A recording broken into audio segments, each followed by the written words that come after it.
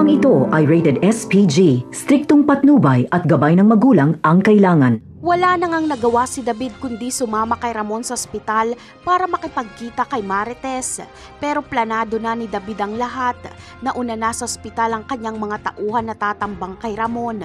Hindi hahayaan ni David na makapasok si Ramon sa ospital.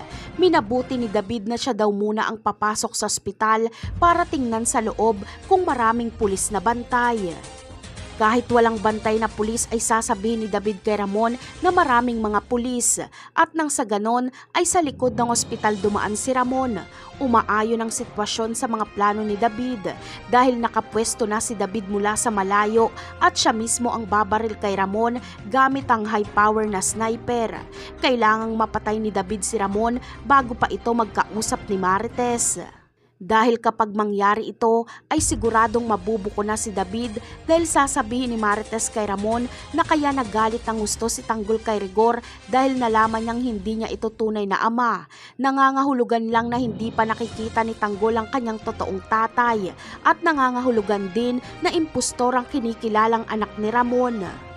Sa tingin nyo, magtatagumpay kaya si David sa pagpatay kay Ramon? Mapipigilan niya kaya ang paglabas ng katotohanan? Kapag madali ni David si Ramon, ay ito na rin ang ganti ni David kay Tanggol sa ginawa ni Tanggol kay Rigor.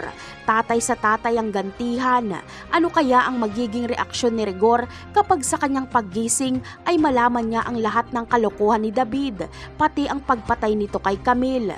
Malamang ay mapagtatanto ni Rigor na mas mabait pa si Tanggol kaysa kay David. Yan ang aabangan natin sa mga susunod na episode. Paalam!